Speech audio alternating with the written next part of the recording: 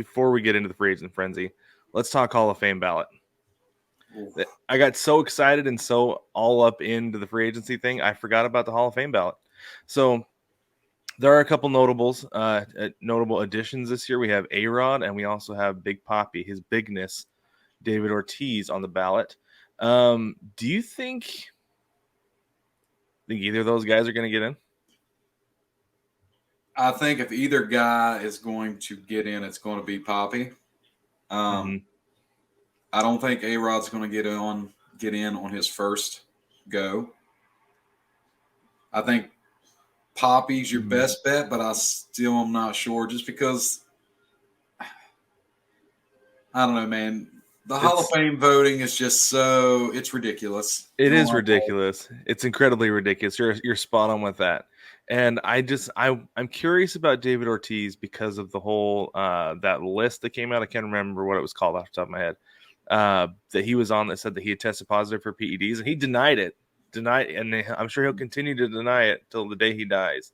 But A-Rod, I don't see him getting in. I know it seems like he's been really trying the last couple of years with like this whole image rehab that he's done with broadcasting baseball games, dating J-Lo, and being in the studio and stuff like that. Like all that seems like he's gained favor in public eye, but like the dude tested positive twice and was kind of the ringleader for a lot of those problems that were going on in Major League Baseball. I don't see him ever getting in, honestly. Well, you don't really, when you hear the heat behind the PED era, I don't really ever hear A-Rod's name cast at the top of the list.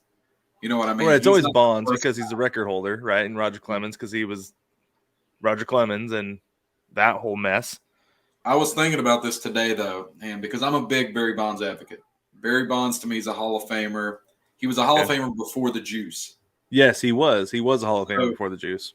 And it just comes down to nobody wants to look past that because if you let Bonds in, you've got to let Clemens in. You've got to let everyone else in. Personally, I think he's a Hall of Famer. I don't care if he ever does get in the Hall of Fame. Bonds? Just because I don't hold – well, Bonds, I don't care if he ever does just because to me he's a Hall of Famer. He doesn't have to have that classification. Yeah, I get that. And Bonds and Clemens, this is their last year on the ballot too. If they don't get in, same thing with Sosa and Schilling. If they don't get in now, then it's got to be the guys who Brig and I refer to as the Culture Club deciding, years down the road. But out of all those guys, I feel like, and I liked Sosa for what he was in that time, but Sammy Sosa without the juice is never more than an average baseball player. I don't believe. And a corked bat. So, to me, if any of them shouldn't even really be there, it would be Sosa. Schilling was pretty dominant. I feel like Schilling deserves to be in. And if you don't want to vote a guy in because you think he's a jerk and you don't agree with his politics, that's on you. They did vote Derek Jeter in almost unanimously. So it's true. You're right. They did. And I'm so glad for that one writer. I wish I knew who he was because I'd like to shake his hand. Love it. And, Brig always gives me a hard time because I always say that A-Rod wasn't the best shortstop on his team. The best shortstop on his team was playing third base when he was there.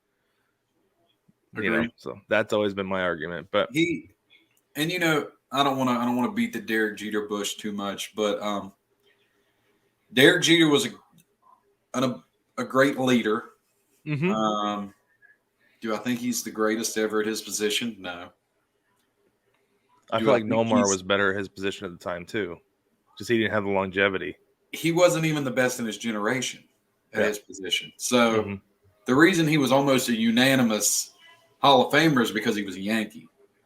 It has nothing to do with his actual talent on the field. No offense, if he played for the Mariners, he might not have made first ballot. No, probably not. I mean, it took Edgar Martinez as long as it did to get in. He had the award named after him before he got into the Hall of Fame. So no, you're preaching to the choir on that one. I've been making that argument on this show for almost 3 years now.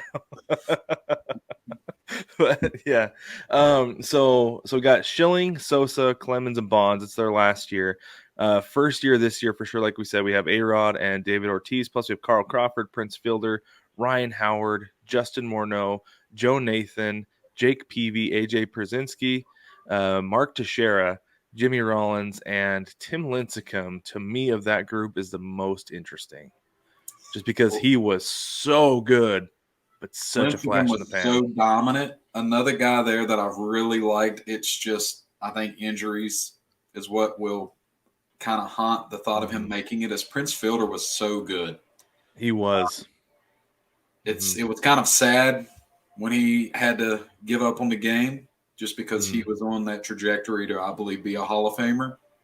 Yep, I agree with you. Big time Tim. I mean, at his peak, was there anybody more dominant? I mean, he won, 3 Cy Young Awards? I mean, 2 World Series?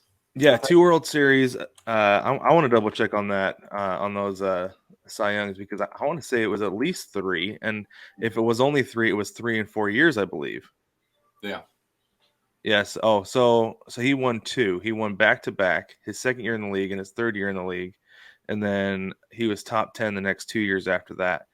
And he kind of had what's listed on Baseball Reference as a 10-year career, but really it was only like 8 because of injuries.